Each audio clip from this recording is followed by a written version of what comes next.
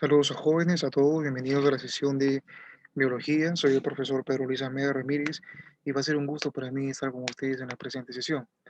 Vamos a ver el día de hoy la parte más importante de lo que es ecología y histología. La histología vendría a ser la ciencia de los tejidos. ¿De acuerdo? Vamos a ver lo que es tejido epitelial, tejido conjuntivo conectivo, tejido muscular y el tejido nervioso de manera de entrenamiento.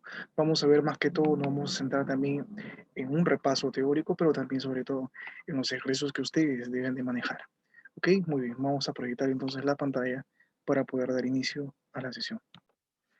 Muy bien, por supuesto como parte del tema del curso de anatomía, ¿de acuerdo? Ya ingresamos entonces al curso de anatomía. Vamos a ver entonces histología de una primera parte, tejido epitelial, conjuntivo muscular y nervioso, ¿de acuerdo? Muy bien. ¿Pero qué es el tejido epitelial? El tejido epitelial es uno de los primeros cuatro tejidos, ¿de acuerdo ustedes? El tejido epitelial va a cumplir todas las superficies, va a cubrir todas las superficies del cuerpo. Por ejemplo, abres la boca, hay una cavidad oral, epitelio, hay tejido epitelial. De repente, la piel, tejido epitelial. De repente se me ocurre lo que es el intestino grueso, el intestino delgado, el estómago, el esófago, tejido epitelial. Vamos a ir viendo poco a poco. Pero no cubre o no está presente en las cavidades articulares. Es un tejido que está ubicado sobre todo en las cavidades, que tapiza, que reviste cavidades, pero no todas las cavidades, como por ejemplo no recubre las cavidades articulares en las articulaciones. Van a descansar este tejido epitelial, las células, sobre una membrana que es la membrana basal, ustedes ya saben de eso, y por debajo del tejido epitelial hay el segundo tejido, que es el tejido conectivo, subyacente porque está debajo de él. Por lo general son avasculares, quiere decir que no hay vasos sanguíneos en el mismo tejido epitelial, no hay vasos sanguíneos, por lo tanto no se nutre por sí solo. La nutrición va a ser por parte de los vasos sanguíneos del tejido conectivo que está por debajo.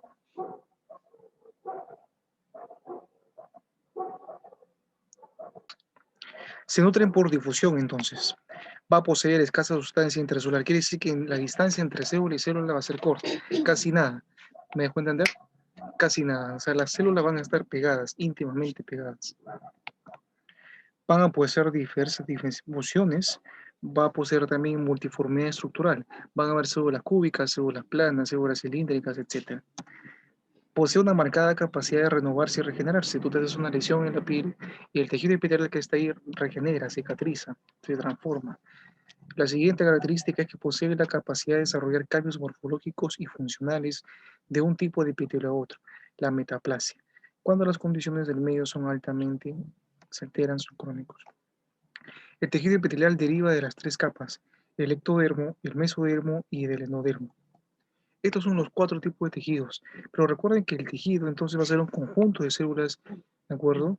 Que van a formar precisamente de función similar, ¿de acuerdo? Entonces va a ser cuatro tipos de tejidos: epitelial, del que hemos hablado hace un momentito, el conjuntivo, el muscular y el nervioso. Sigamos hablando del epitelial. En el caso del epitelial van a ser sus funciones, la función de protección, por ejemplo, la piel, la epidermis, la secreción, por ejemplo, las glándulas lagrimales, la secreción de las lágrimas, la absorción, van a absorber nutrientes, como por ejemplo el epitelio del intestino delgado, la difusión, por ejemplo, el epitelio del alveolo pulmonar, ¿no? Para poder intercambiar oxígeno con CO2, el intercambio gaseoso, eso es difusión. Es sensorial, ¿por qué? Porque ahí vamos a sentir, vamos a escuchar, vamos a también degustar con el epitelio. En la lengua hay epitelio, en la boca hay epitelio, en el oído hay epitelio. Cuando se les pregunte qué tipo de epitelios ustedes ya han estudiado esta parte, recuerden que el epitelio simple plano va a ser un conjunto de células, una sola capita, ¿de acuerdo? Recuerden que va a haber una clasificación general. Epitelios aquellos que presenten una sola capita de células y aquellos que presenten varias capas de células. Aquellos que tienen una sola capa de células se le llama epitelio monoestratificados o también se le dice epitelios simples. Y aquellos que presentan varias capas se le llama poliestratificados o estratificados. En el caso, vemos aquí el epitelio simple, ¿por qué? Porque presenta una sola capa. Plano, ¿por qué? Porque la forma de la célula es plana. ¿Ok? Epitelio simple plano, entonces, ¿en dónde lo encontramos? Localización en los alvéolos pulmonares, en el endotelio de los vasos sanguíneos.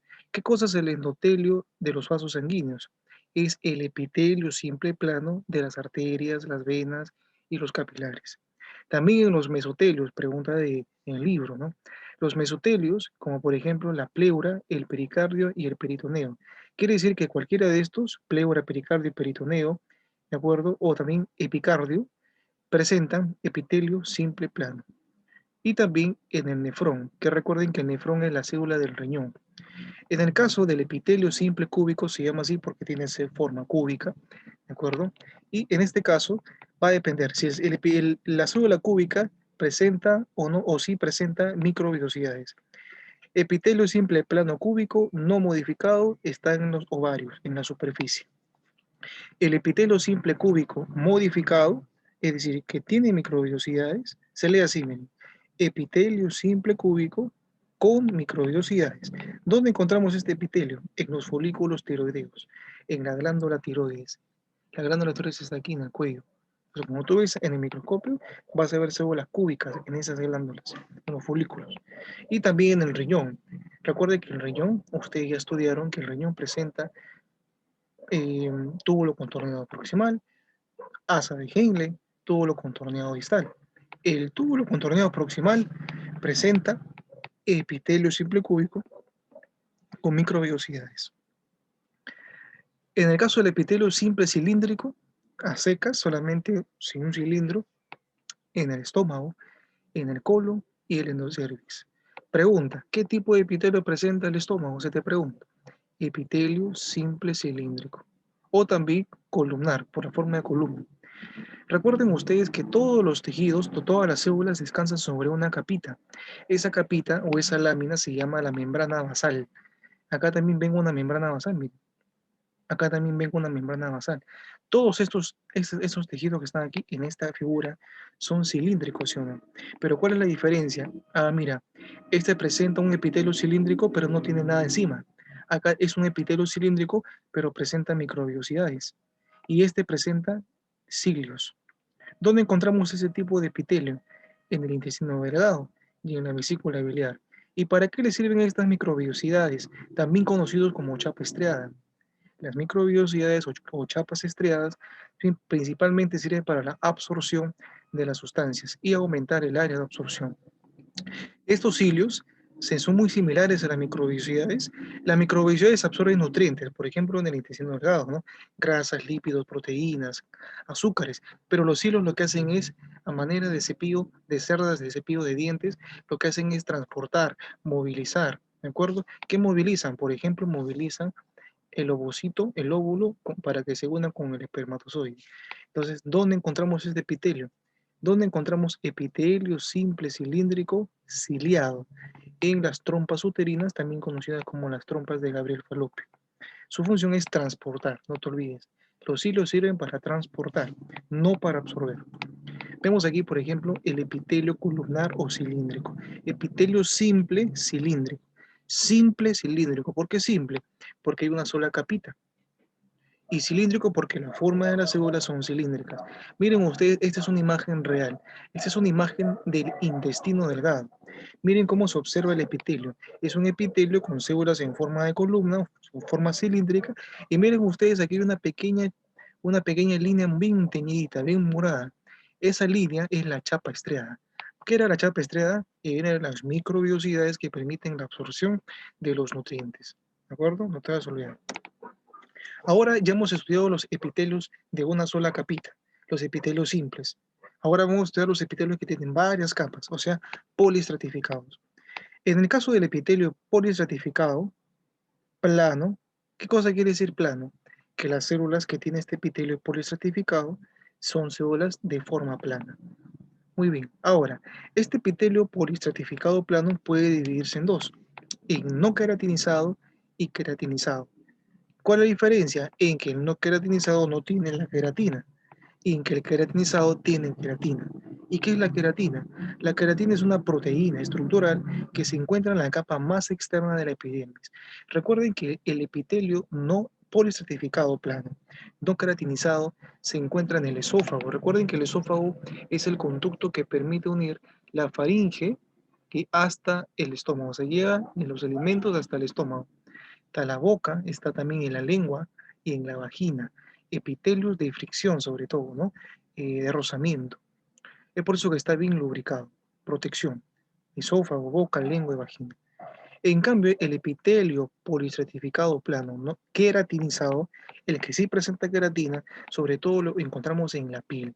Y decimos que este es el que nos brinda la mayor protección. Recuerden, ¿qué tipo de epitelio nos brindan la mayor protección? Obviamente la piel. No, eso es un límite, una frontera entre lo externo, las bacterias y microorganismos del ambiente contra nuestro interior. El epitelio poliestratificado cúbico tiene varias capitas y las células son de forma cúbica. A eso se refiere. ¿Dónde encontramos? En los conductos excretores de las glándulas sudoríparas. Obviamente el sudor sale, pero a través de un conducto microscópico, y ese conducto son los conductos de las glándulas sudoríparas, que es un epitelio poliestratificado cúbico. ¿Dónde encontramos también? En el esófago. Ojo, profe, usted me dijo que el esófago era, acá estaba, mire, era epitelio poliestratificado plano no queratinizado. Está bien, pese el esófago de un niño o de un adulto.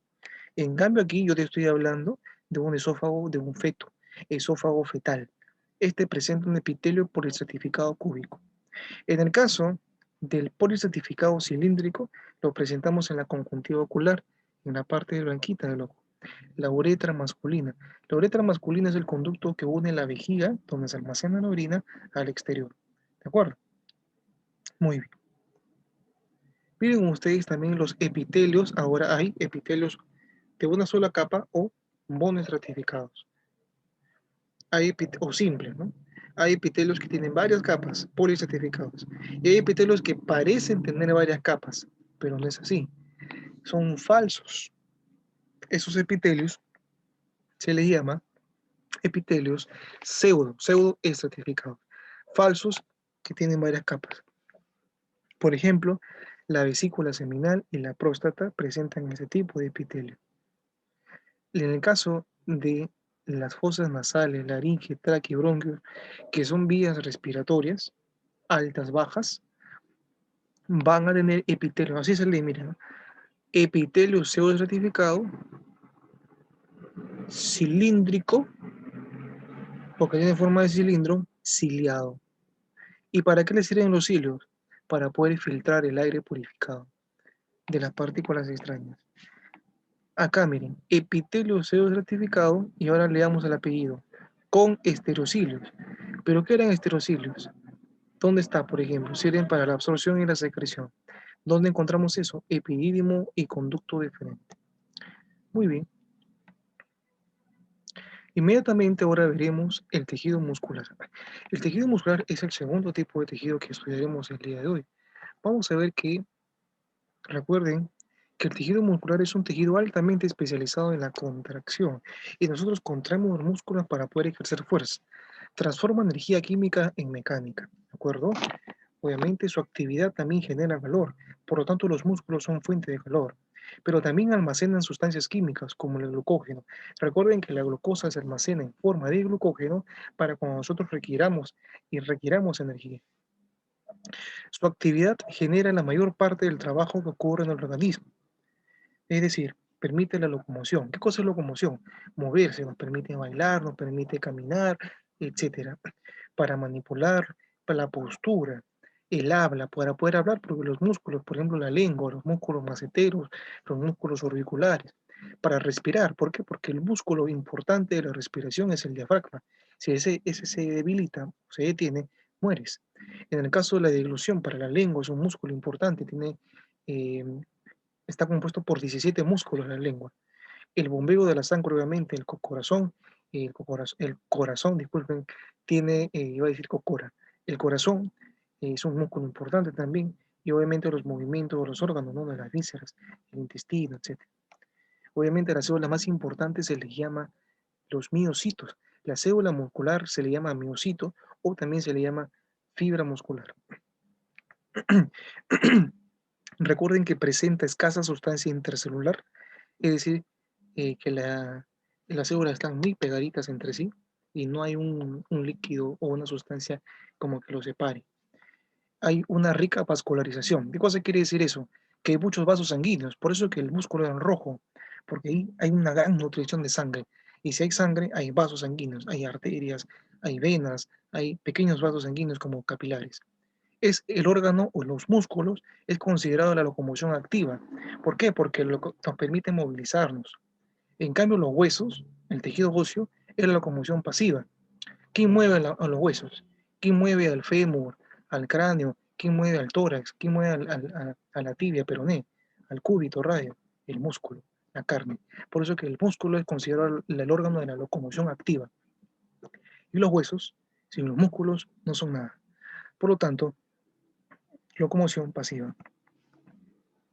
Miren ustedes la carne, el músculo. Lo que tú comes, ¿no? La carne es músculo de la vaca, de la res. ¿Y por qué de color rojo? Por varias cosas. Uno, porque vasos sanguíneos. Es ricamente vascularizado. Vasos sanguíneos. Cuando digo vascularizado, hay vasos sanguíneos. ¿Y por qué? Porque también hay pigmentos que se llama la mioglobina. Mio significa prefijo mio, músculo. Globina, proteína. Y esta mioglobina está en el músculo y almacena oxígeno. No te olvides. Pregunta de examen. Hay propiedades del músculo. ¿Cuáles son esas propiedades del músculo? ¿Cuáles son las propiedades del músculo? La primera, la excitabilidad, porque el músculo es capaz de responder y generar estímulos eléctricos, químicos y mecánicos, por ejemplo el corazón. Si hay un cirujano, de repente te quita el corazón, una suposición, sacamos tu corazón, ¿de acuerdo? Sacamos el corazón y lo ponemos en un recipiente en la mesa. El corazoncito sigue latiendo. Pero ¿por qué sigue latiendo si ya está fuera de mi cuerpecito? Sigue latiendo, ¿por qué? Porque hay un sistema eléctrico que permite, obviamente, latir el corazón por unos cuantos minutitos más, unos 15, 20 minutos después, ahí acabó la cosa. Ese sistema eléctrico se le llama sistema nodal. Miren acá, todo lo que está en amarillo en el corazoncito es el sistema nodal, ¿ok? No te olvides, pequeño. Muy bien, entonces es capaz de la excitabilidad. El músculo entonces también es capaz de excitarse, ¿de acuerdo? Para poder generar contracción, movimiento. La segunda propiedad, vemos aquí a Arnold Schwarzenegger, ¿no? Nuestro Terminator. Él hace pesas, pero para hacer pesas, él está teniendo una propiedad intensa muscular. Esa propiedad se le llama contractibilidad.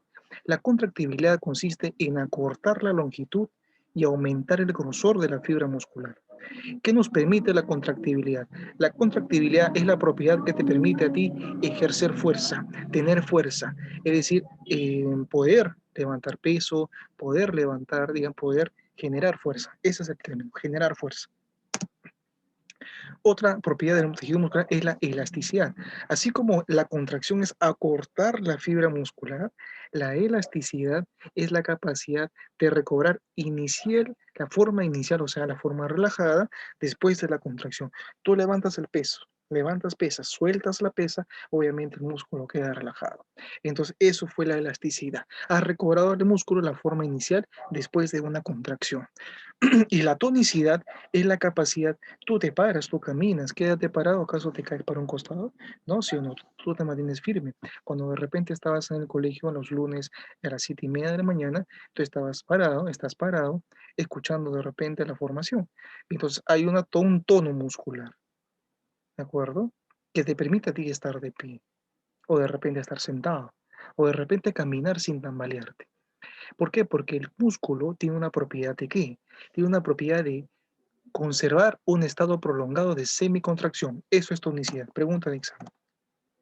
Hay niños de repente, niñitos, que no pueden, de repente tú los paras, tú les sientas en la camita y de repente ellos, los chiquitos, los niñitos, los bebés se caen. ¿Por qué? Porque no pueden tener una correcta postura. Esa postura, hay un problema en la tonicidad, porque no pueden estar en un estado de semicontracción. ¿Me dejo entender? Muy bien. Esta enfermedad donde hay problemas con el estado de la tonicidad o tono muscular, se le llama enfermedad de Pompe.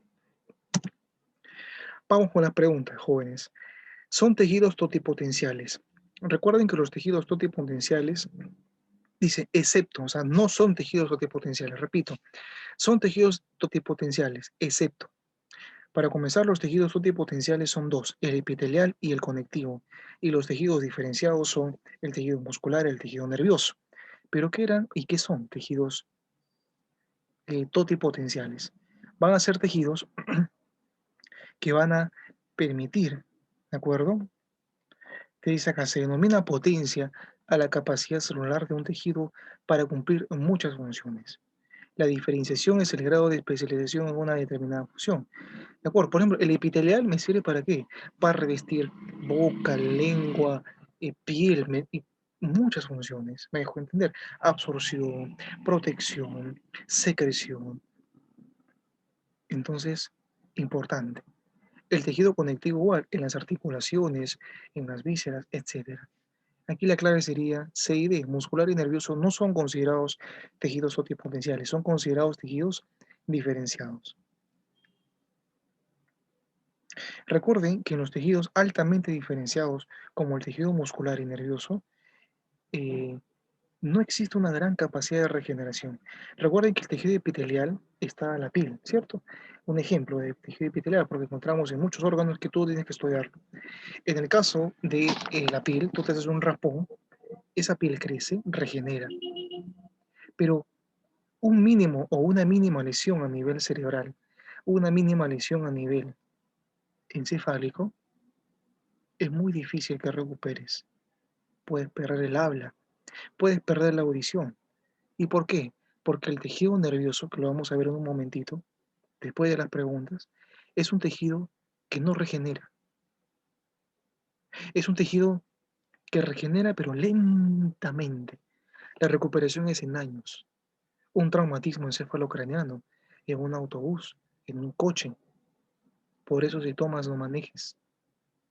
Puede ocasionarte la muerte.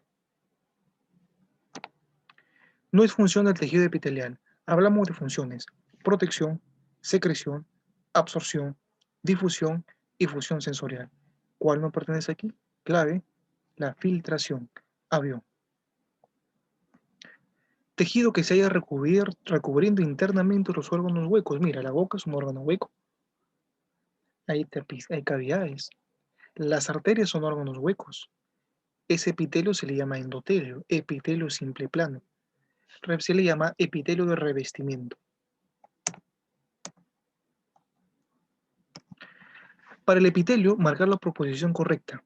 Recuerden que en el caso del epitelio, o sea, tejido epitelial, presenta escasa sustancia intercelular en verdadero. Recuerden que están juntitas las células. Miren ustedes, para que las células estén bien unidas unas contra otras, pues eso quiere decir que hay escasa sustancia intercelular.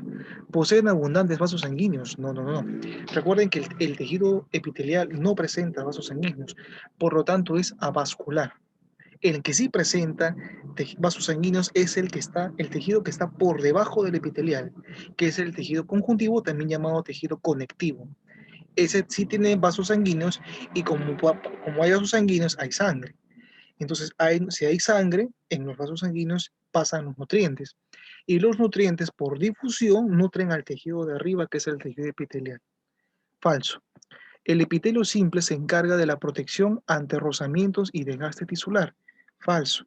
No es el epitelio simple plano, es el epitelio policertificado plano queratinizado, sobre todo.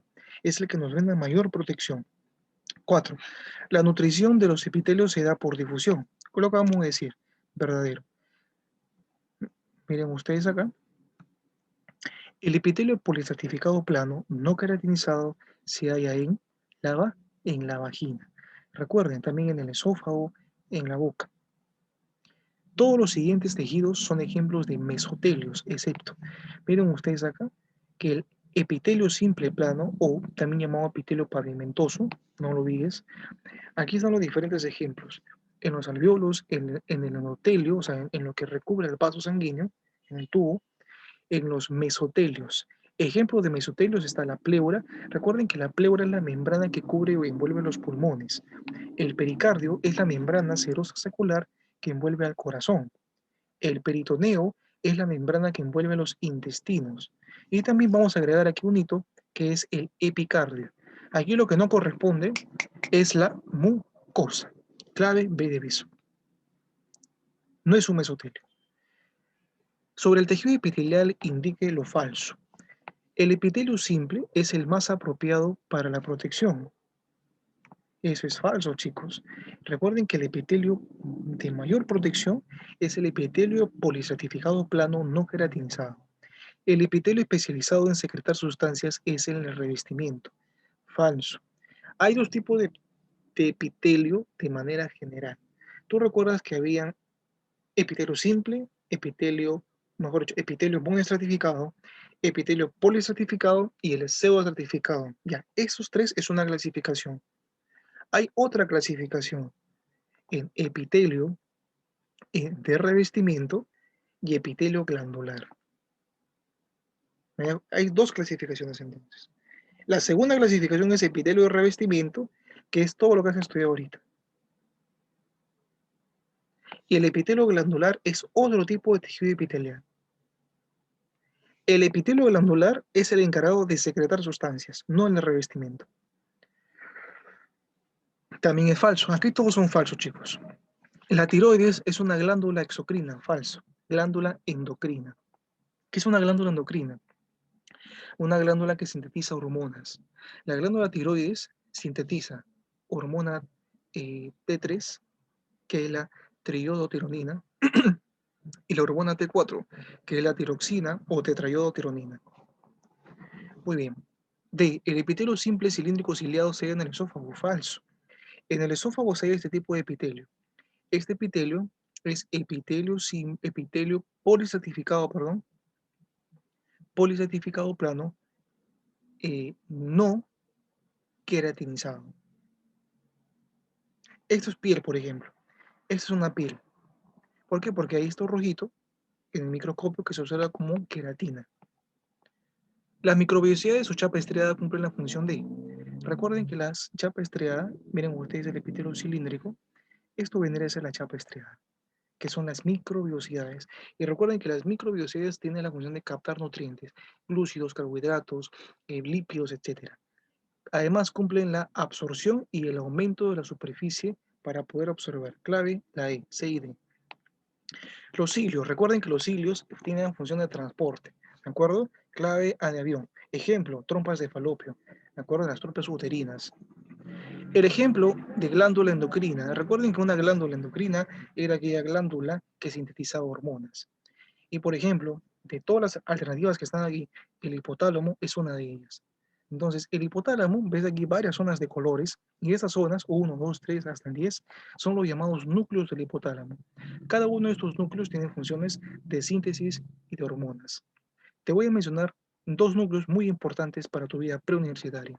El primero es el núcleo paraventricular y el segundo es el núcleo número 4, que es el núcleo supraóptico. ¿De acuerdo? En el caso del núcleo paraventricular, sintetizará una hormona, que es la hormona vasopresina o antidiurética.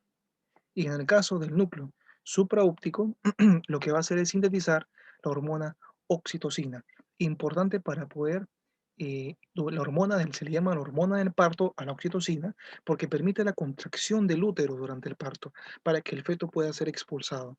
Pero también la oxitocina tiene un lugar en donde actúa, que es la glándula mamaria, para que la mujer pueda inyectar leche y el niño pueda ser amamantado. La clave hipotálamo. La siguiente pregunta sería, ¿el endometrio uterino que interviene activamente en el ciclo menstrual presenta un epitelio? Recuerda que el endometrio tiene un epitelio simple cilíndrico, es decir, una sola capa de células cilíndricas. El epitelio simple cilíndrico con chapa estriada se halla a nivel D. Recuerden que un epitelio con forma cilíndrica y con chapa estriada, es decir, con microvellosidades, está presente en dos partes, o bien del intestino delgado o bien en la vesícula biliar. Recuerda que la vesícula biliar está por detrás del hígado, que almacena bilis. Ojo, almacena bilis, mas no produce bilis. ¿Quién produce bilis? El hígado. Aquí la respuesta que aparece es el intestino delgado. Clave C de casa. Miren ustedes aquí imágenes. Esto es un epitelio simple cilíndrico. Esto es un intestino delgado, por ejemplo. ¿De acuerdo? En el caso de con microvellosidades. En el caso de que fuese cilíndrico, pero que tenga cilios, Es un epitelio, es un órgano que vendría a ser, por ejemplo, trompa de falopio, que permite el transporte del óvulo. Miren aquí el intestino delgado. Miren las células cilíndricas y miren las microvellosidades aquí. O sea, aquí se ve exactamente. Esta es una imagen real, jóvenes, de intestino delgado. Estas microvellosidades sirven para absorber nutrientes y para aumentar el área de absorción. También se le llama chapa estriada. Muy bien, vamos a ver ahora lo que es el tejido conectivo. Pregunta del tejido conectivo conjuntivo. Primera pregunta, ¿origina las células a todas las demás células del tejido conectivo? Bueno, hay una célula en particular que origina todititas las células de ese tejido, que son las stem cell o también se les llaman células mesenquimales, o también se les llama células totipotenciales o también se les llama células madre. ¿De acuerdo? Esas van a originar a todas las células. De esta salen todititas. Surgen todas. Siguiente pregunta. Célula conectiva que almacena una gota de grasa o una gota lipídica. Esta célula del tejido conectivo o conjuntivo son los adipocitos que almacenan grasa bajo la forma de triglicéridos. Miren ustedes que este vendría a ser el núcleo, este núcleo moradito, ¿de acuerdo?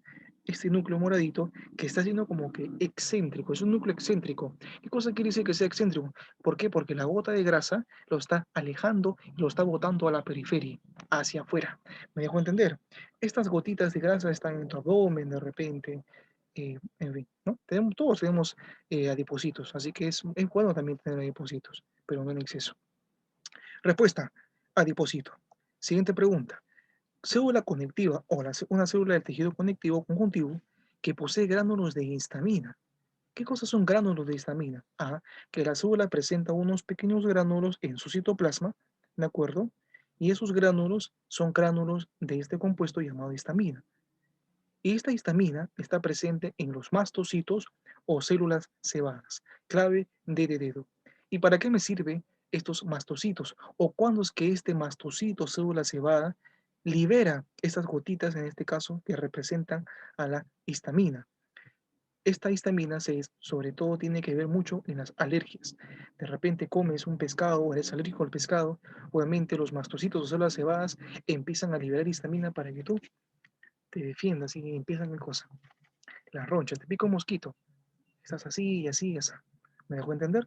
Entonces, la histamina, clave, palabra clave, alergia. Y segunda palabra clave, mastocitos o células cebadas. Pregunta de examen de admisión de San Marcos. Siguiente pregunta. Son células del tejido conectivo general, pero ¿cuál no es una célula del tejido conectivo? Bueno, te voy a presentar a las células del tejido conectivo. Una de ellas es los fibroblastos. Dicho sea de paso, los fibroblastos son las células más abundantes de este tejido. ¿De acuerdo? El 80% son fibroblastos del tejido conectivo. Hay otras células que son los macrófagos, también llamados histocitos, cuya función va a ser fagocitar, comer bacterias. Ven una bacteria, fagocitan esa bacteria para que pueda librarse el organismo de esta. Otra célula que ya hemos visto que almacenan grasas y triglicéridos son los adipocitos con núcleo excéntrico. También forman parte del tejido conectivo.